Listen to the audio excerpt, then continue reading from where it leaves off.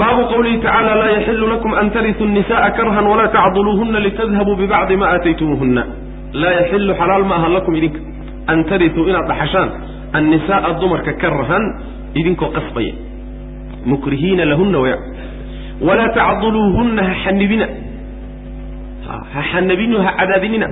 لتذهبوا إن الله تكتان درادت ببعض ما شيء قاركي آتيتموهن أفسسن إلا أن يأتين إن اللي مادان موية بفاحشة موية بالتفورش حميد واستعدني باللي مادان موية ساسي معنا طيب وحال قوضا عادة يطلقا حنبا إلى هانشرين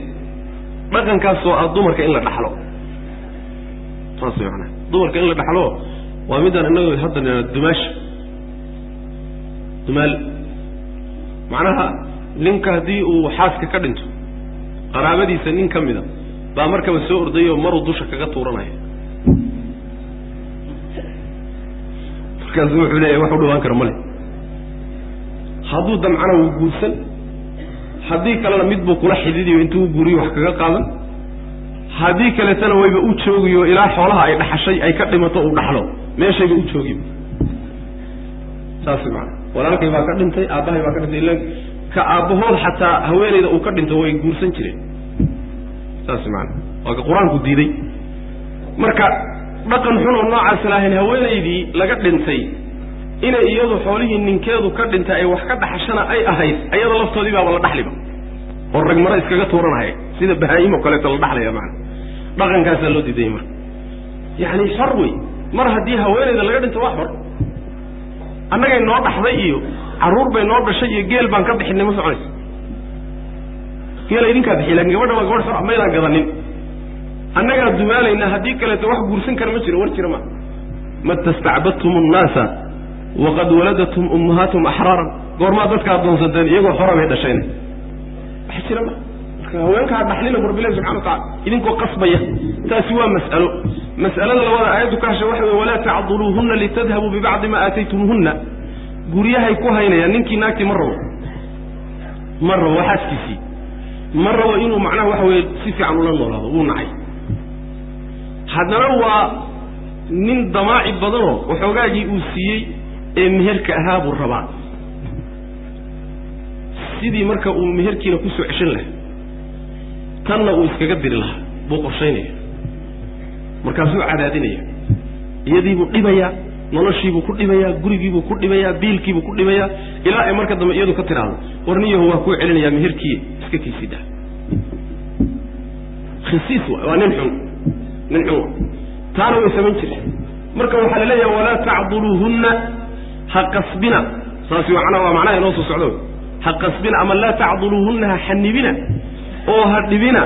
si wixii hadda ka hor aad siiseen iyo meherkii qaar kamid aad u qaadataan oo u cishitaan macna saas weey طيب لأن وحوي أصل كوحوي أرجع هدي فورتانكو كاسعدو يديده حقه هدو كاسعدو قبل وين مهركي دي قالت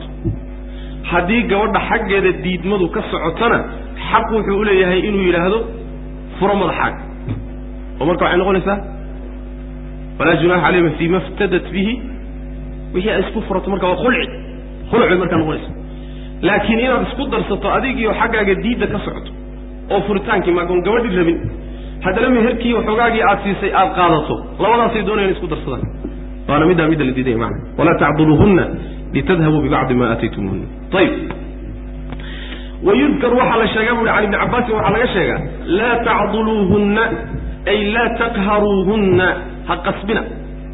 ومعنى بصيرين قاركودا قبان لكن تعضلوهن جورك كحنبنا بلقها صانوا له فسرا حوبا إنه كان حوبا كبيرا عروت أقونت حوله دي بالجهل سورة باللو كده صماه ولا تأكلوا أموالهم إلى أموالكم إنه كان حوبا كبيرا حوله هذا يكون أنت سقطر سنها وضع علنا والذنب وين حوبكم مركب الذنب حوبا بمعنى وحلقة وضع إثما ذنب بالجهل وضع تعولوا تميلوا بمعنى ذلك أدنى ألا تعولوا فإن خفتم ألا تعدلوا فواحدة هذا تكعب سطان العدالة سمي ويدان حل أو ينكو قابصدا حل الضمر أقول كذا كو قابصدا أو ما ملكت أيمانكم أما wixii gacantiinu hanato oo macnaha addoommo ah maxaa hal dumar ku gaabsada iyo addoommo laydin leeyahay dalika adnaa taasaa waxay u dhowaansho badan tahay allaa tacuuluu inaydaan iilanin oo leexanin oo cadaaladda ka leexan marba haddaad isleedahay cadaalad ma samayn doonti haddii hal inaad ku gaabsato soo cadaaladda kuma ficno haddiiba jawr iyo dulmi iyo mid inaad u leexataa imaan doonto hal mid inaad ku gaabsataa waxay u dhowaansho badan tahay inaadan leexanin taasaa u dhowaansho badan tamiilu marka macnaha yani tacuuluu ay tamiiluu iilashada way mid ka mida loo iisho ayib sidaasaa macnaha tafsiirka loo badan yahay laakiin imaamu shaafici iyo keyrkii waxay ku fasirayaan tacuulu ay yani laa yaksur ciyaalukum tacuulu siduusan ciyaalku idinku badanin saasay leeyiin ciyaalku siduusan idinku badanin macnaha aad baa loo radiyey waa macno laga xoog badan yahay nixlatan wa aatu nisaaa saduqaatihinna nixla dumarka waxaad siisaan meheryaalkooda nixlatan xaalu siismo nixladu waa cadiyada annixlatu almahru nixlada siismada la yidhahda waxyaabaha bilaashka laisku siiyo laakiin meherkiyaa laga wadaa macnaha ayib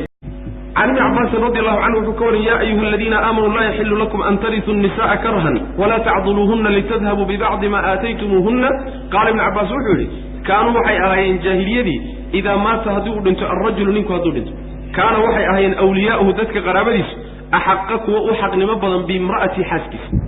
iyagaa u xaqnimo la in shaaa hadduu doono bacduhum qaarkood tazawajaha waa guursanaya waa dumaalaya wa in shaauu hadday doonaanna zawajuuha way guurinayaan nin kaleba kula xididayaan u guurinaya wa in shaauu hadday doonaanna lam yuzawijuuha ma guurinayaanba hadday doonaanna mana guursanayaan mana guurinayaan oo fa hum iyagu ayaa axaqu u xaqnimo leh bihaa iyada min ahlihaa dadkeedii iyagaa uga xaqnimo leh aabbaheedi iyo walaalkeedii iyaga kale malaha gabdhihii geela laga bixiye wey ilaa gabdhaha waxa wey waxa rafaadiyeyba waa geela lagu gadahay wey haddii aabbaheed markii uu bixinayay uu xoolo shardistay oo xoolo u qaatay gabadhii waxay noqotay sidii neef xooloo la gatay oo kaleeto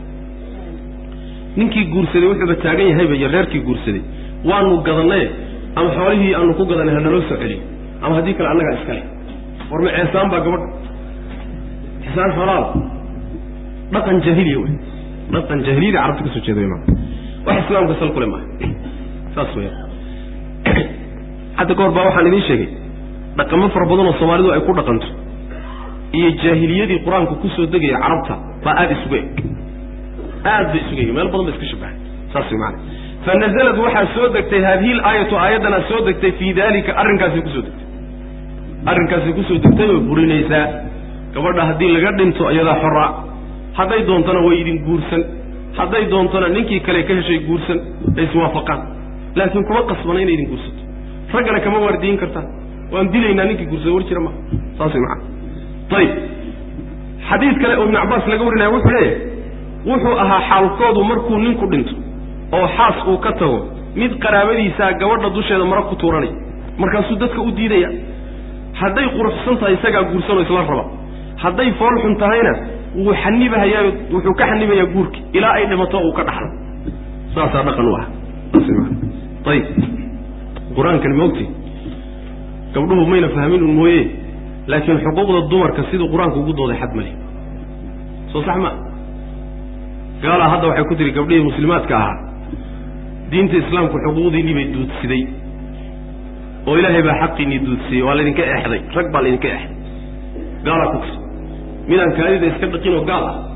ama miduu soo dirsaday baa warkaa gabdhihii dhegta u saaray markaasaa qaar fara badan waxaad arkaysaa waxay leeyihiin maya annagu waan ku dulmannahay diinta islaamka haye maxaad samaynaysaa marka waa inaan hay-ado xuquuqdanada u dooda samaysano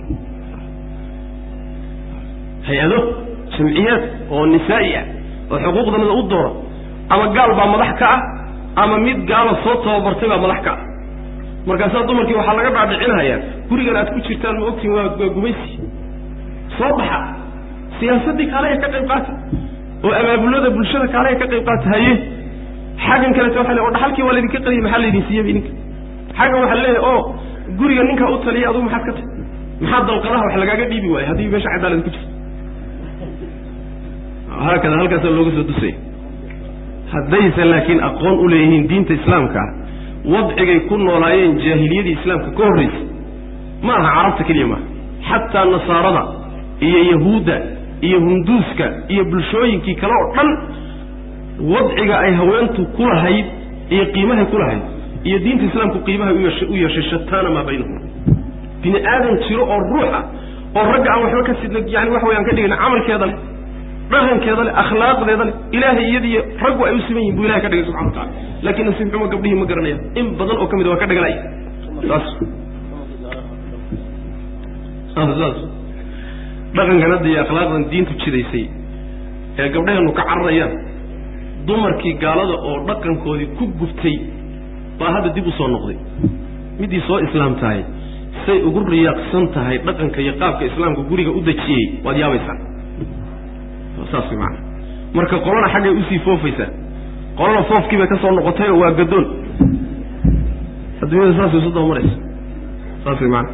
laakiin in badan oo ka mid a waaqica gaaladu ku nool yihiin kamaba warhayaanba macna ayib waa midda hadda meeshii la odhan jiray holland qisadeeda soomaalidaan maqan mid habaar qabta oo soomaali ah baa waxay tidhi nebi maxamed sal alay slam xuquuqda dumarka ma aqoonin gabadh soomaaliyeed wey markaasaa dawladdii iyo baarlamaankii ma aqaana honguriga waxbay ku raadinayse waxaa la yidhi gabadhan hala difaaco soomaali oo gacan fudud baa diliyey hala badbaadiyaa la yidhi gadaal dambe waxaa bay soo gaadhaysaba meelo saraaba hadda lala rabaa in loo dhiibto salmaan rushdi oo kale wey marka waxbayna garanaynin oo meesha markay tegaysayna nebi maxamedna mayna aqoonin kitaab ilaahayna mayna aqoonin diinna maynan aqoonin gaal dabacad markay aragto wax sheegahayana intan uma imalaysa inay jirto waa gabdhaheenna reer galbeedka aadayo unsaamut diin islaam waxba kama garanayaan waxay gaalada uga sheegto bay ka rumaysanayaan saas macana marka waa nasiib xumo wey arrintaasi macana